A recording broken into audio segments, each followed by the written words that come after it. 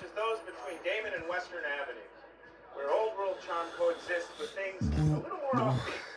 And it's our destination.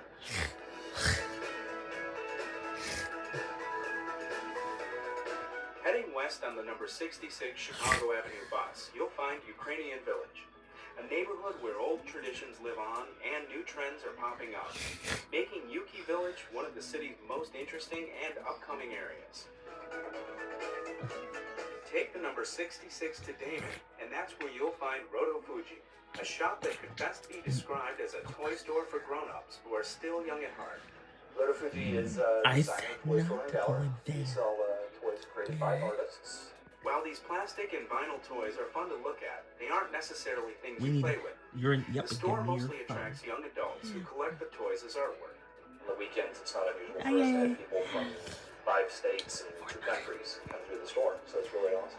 I used to buy all my vinyl toys and all my specialty stuff online, and it's so cool having something like this in Chicago. Next 8 weeks.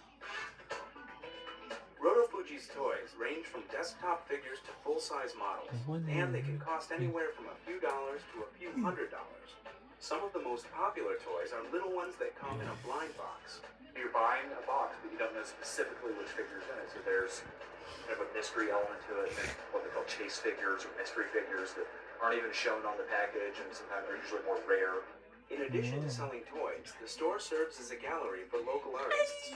So stop by and check out the unique toys and art at Roto Fuji. If you venture farther down Chicago Avenue on the number 66, you can't miss Kasha's Deli. It's been in the neighborhood for nearly 25 years. 7 days a week, customers flock to Kasha's for homemade cooking with Polish flair, and everyone has their favorites. The pierogies, they got good salads. The finger potatoes are good. The pork, breaded pork, veal, chicken, you name it. The tale of Kasha's Deli is truly an immigrant success story. Kasha Bober left Poland for the United States in search of a better life. After years of odd jobs and financial hardships, Kasha decided to open this deli simply because she was a good cook. It's a family business. I have one grandson and 2 granddaughters work for me, and my daughter and my son. Kasha quickly became famous for her pierogies, which are available in 11 different flavors. They are now sold at Jewel and Dominick's and in 13 states.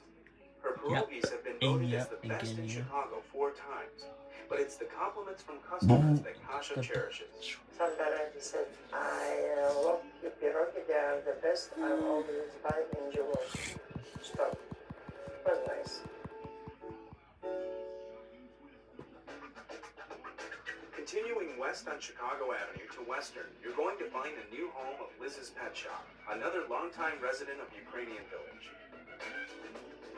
While Liz specializes in holistic pet food for both our furry and feathered friends, it's the birds that have driven her passion for the past 25 years.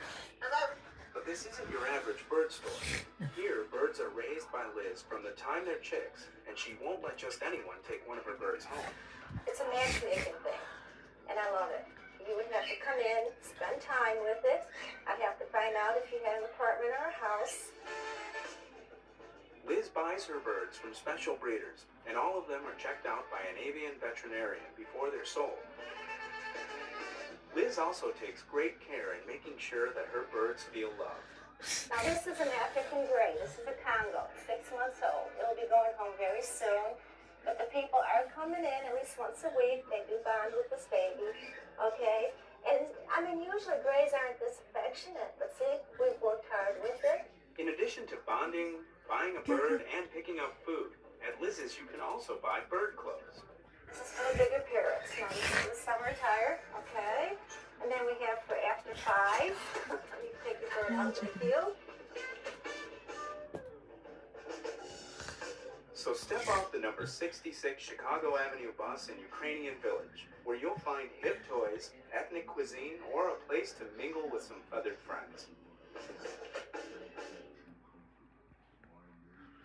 We're heading south on the Blue Line, where the entire train control system is being updated to help provide customers with smoother, faster, and more reliable service, which is what the CTA is all about, and strives to provide each time customers step On board. On board.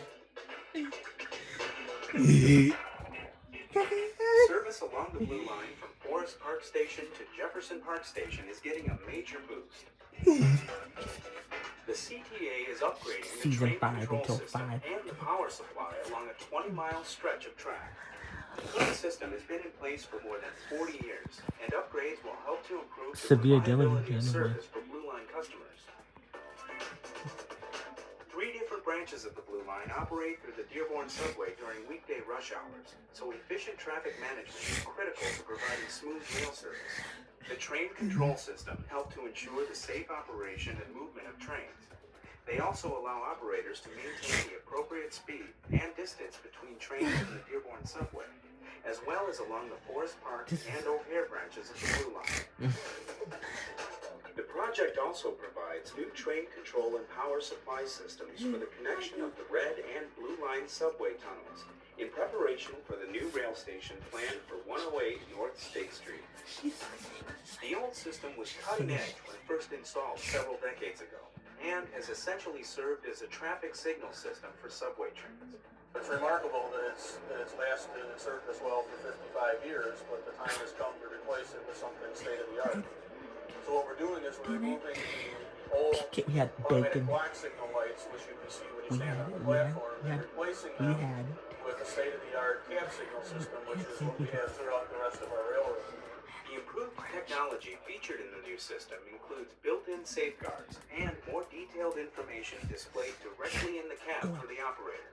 The operator actually gets an electronic indication and has a control panel in the train cab that tells him when he can go faster or slow down. And even if he doesn't slow down in the time he's supposed to, the train will stop automatically for him. Another aspect to the Blue Line project is that the traction power cables that deliver the power to trains are also being replaced in the State and Dearborn subways.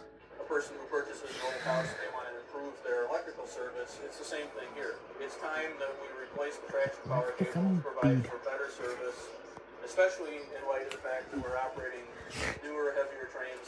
The system upgrade will also help reduce the CTA's operating costs, replacing old, maintenance-intensive equipment with new, state-of-the-art electronics. Much of the Blue Line's signal and track work is being done at night and on the weekends to minimize disruption.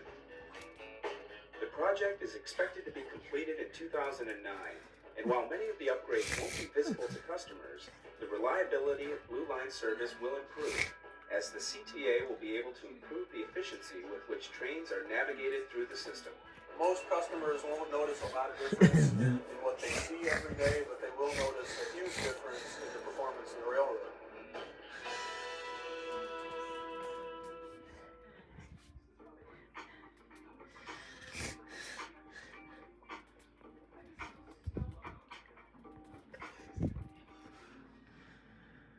We're about to board the number 20 Madison bus, which is part of an exciting new program testing satellite technology that would allow customers to track bus arrival times on the internet. All you'll need is a little basic training. The latest satellite technology could make stepping on board a CTA bus even easier. With the Bus Tracker Pilot, the CTA is testing a new, high-tech system that tracks the progress of the buses on the number 20 Madison route. Customers are able to log on to the CTA's website and see the estimated arrival time of the next 2 buses on the route at any given stop. Using global positioning satellites, or GPS, the CTA is able to determine the exact location of a number 20 bus and estimate its arrival time at stops along the route. Our operations personnel, both in the control center and a field supervisor in his or her vehicle, will actually be able to see where the buses are on a map, and so it's a better way for us to be able to manage service and improve our reliability on the route. The GPS system on board the bus relays status updates to the CTA's control center every 15 seconds.